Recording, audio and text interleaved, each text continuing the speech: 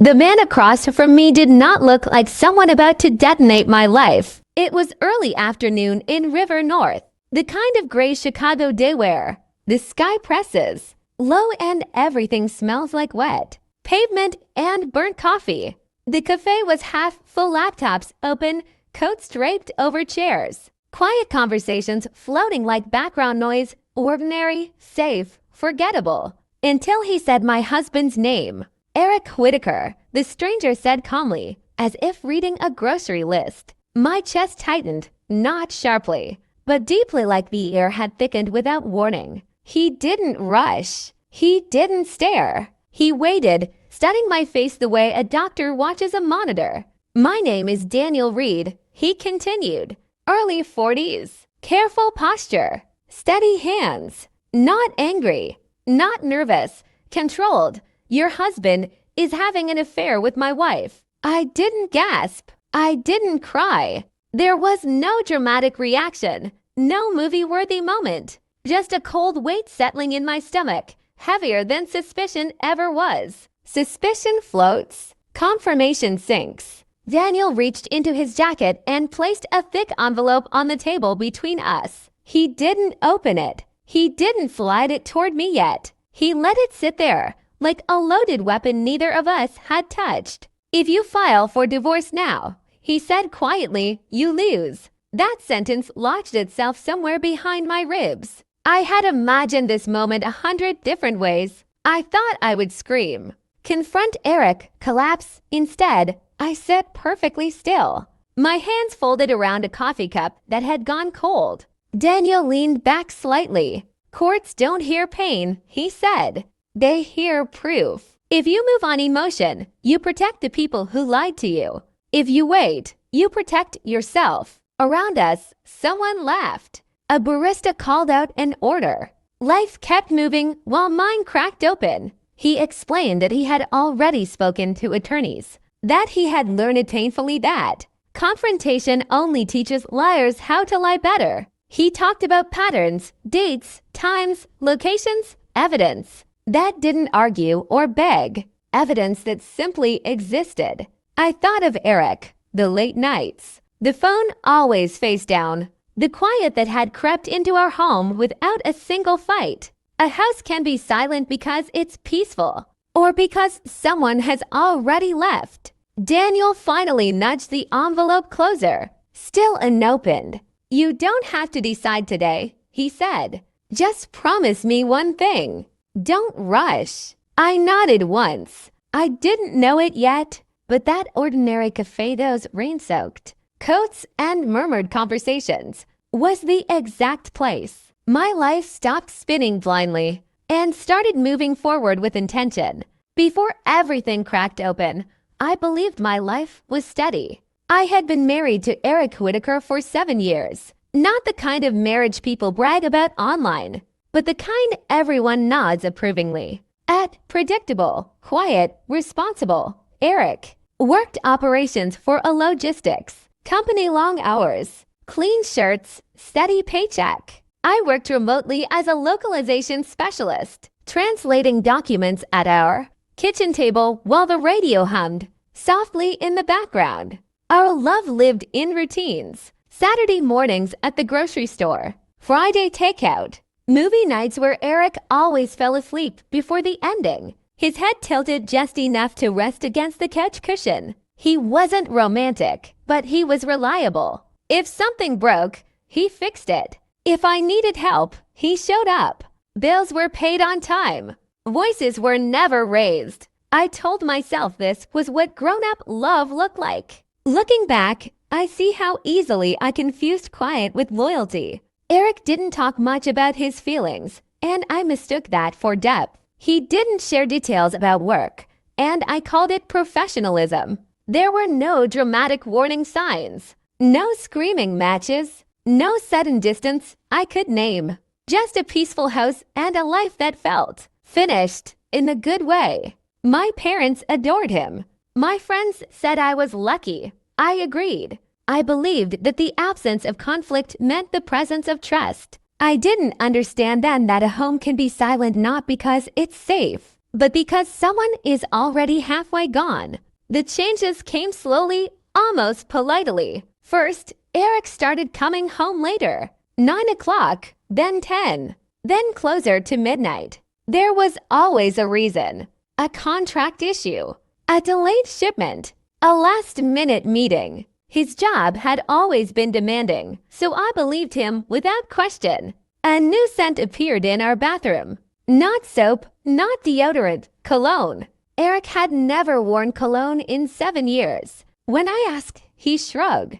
Someone at work gave me a sample. Then came the clothes. Better fitted shirts, new shoes, haircuts at a salon instead of the old barber shop near our house. On weekends, he started going to the gym, leaving mid-morning, returning after lunch freshly showered and light, not tired, not sore, happy in a way I hadn't seen directed at me in months. None of these things were crimes on their own. People are allowed to change. What unsettled me was the timing. I tried to be supportive. I packed dinners. I texted to check in. His replies grew shorter. Sometimes hours passed. When they came, the words felt distant, as if written from somewhere I couldn't reach. At night, I lay awake listening to him breathe, staring at the ceiling, replaying conversations in my head, searching for the exact moment the shift had happened. I wasn't looking for proof yet. I was looking for reassurance,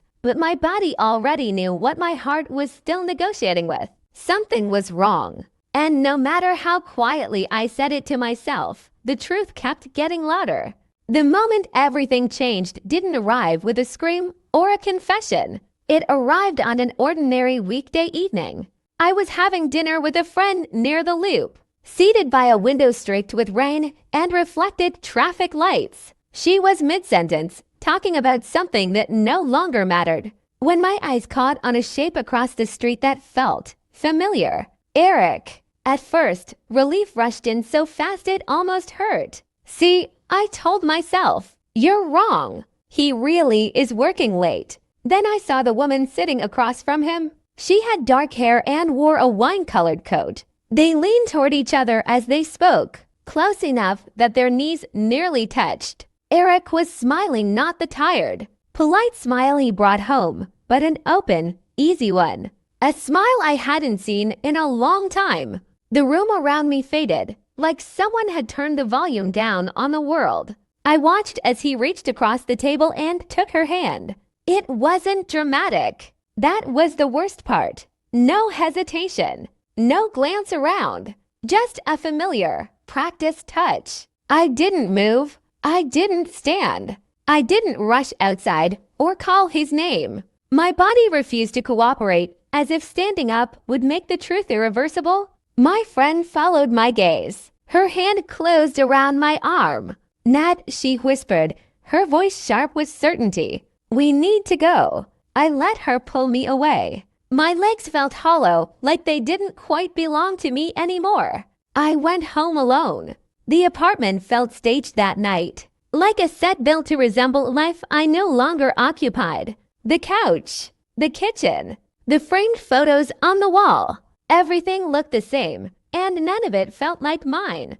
Eric came home after midnight. He spoke casually, asked why I was still awake. His voice was normal to normal, calm, practiced. I looked at his face and understood. Something I wish I never had.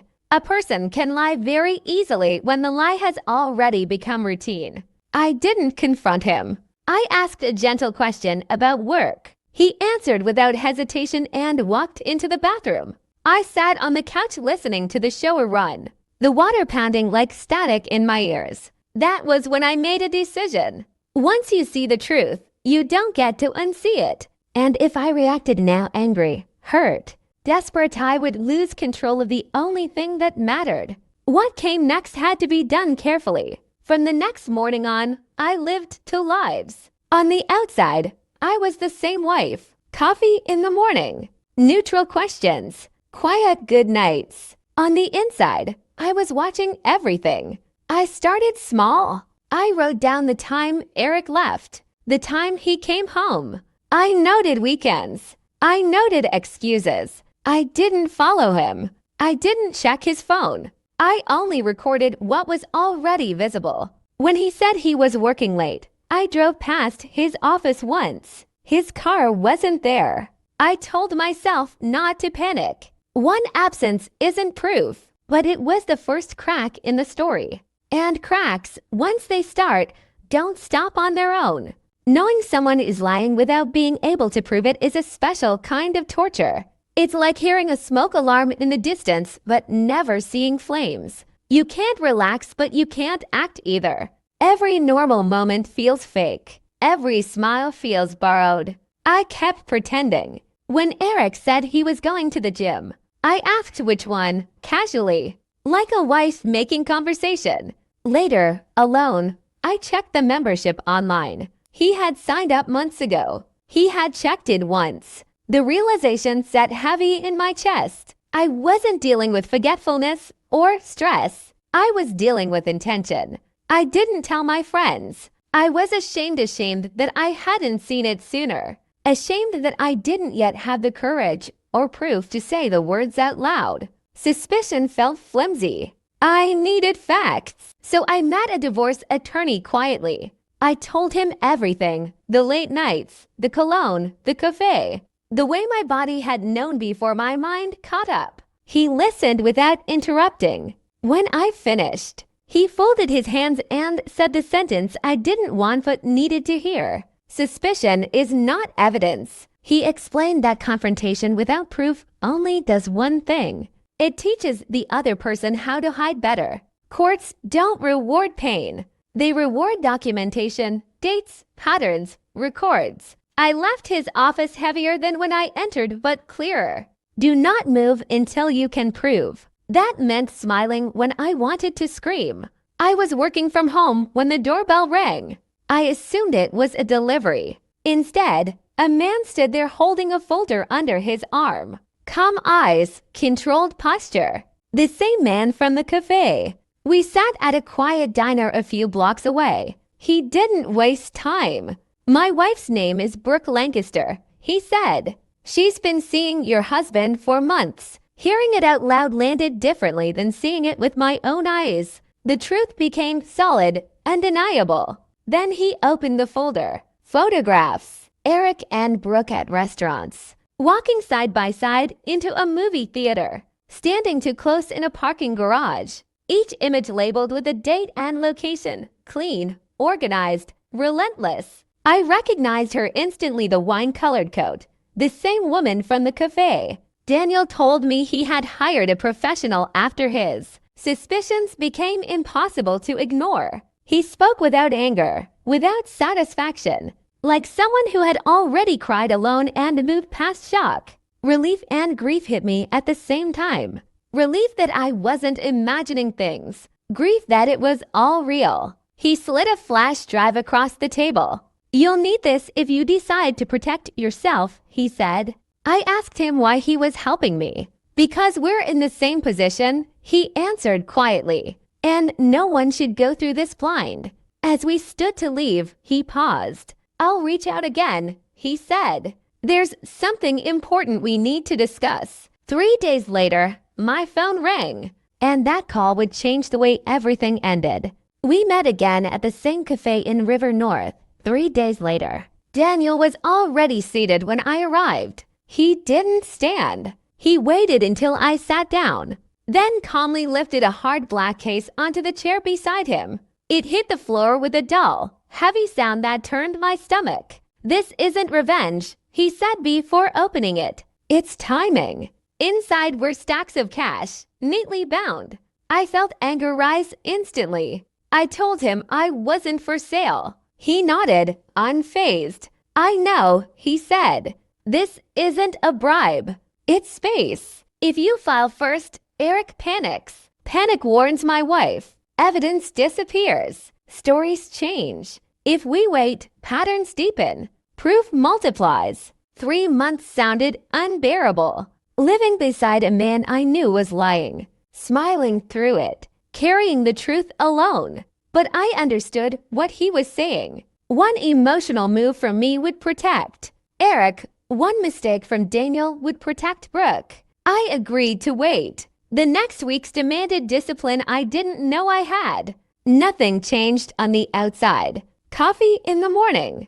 Neutral conversations. Quiet nights. On the inside, everything was recorded. Dates, times, locations, facts only. If it couldn't be proven, it didn't exist. Eric grew careless, comfortable. He believed his life was successfully divided into separate compartments. That's what liars do when they think they're winning. Then came the Florida trip. 3 days, Tampa. I smiled and wished him a safe flight. Daniel confirmed Brooke booked the same dates, same hotel, same movements. No more doubt. A week later, Eric suggested renting a place closer to work. I nodded. That decision sealed everything. Brooke moved in with him. Parking logs showed both cars overnight. Utilities activated. Grocery purchases overlapped. It wasn't an affair anymore. It was cohabitation. We filed on a Monday morning at 10 a.m. both attorneys. Both cases. No warning. By Wednesday, the papers were served. Eric came home shaking, documents clenched in his hands. He tried to speak. Nothing came out. When I told him Brooke's husband filed the same day, his face collapsed. The hearings were quiet. No shedding, no drama. Just evidence, photos, timelines, records, excuses fell apart under timestamps. The ruling came weeks later. Responsibility was assigned. Assets divided. Damage acknowledged not emotionally, but legally. Eric moved out quietly. He apologized once. I accepted it without reopening anything. Closure doesn't require reconciliation. What stayed with me most was the silence afterward, not the silence of betrayal, but the silence of relief. I didn't win because I waited. I won because I waited with purpose.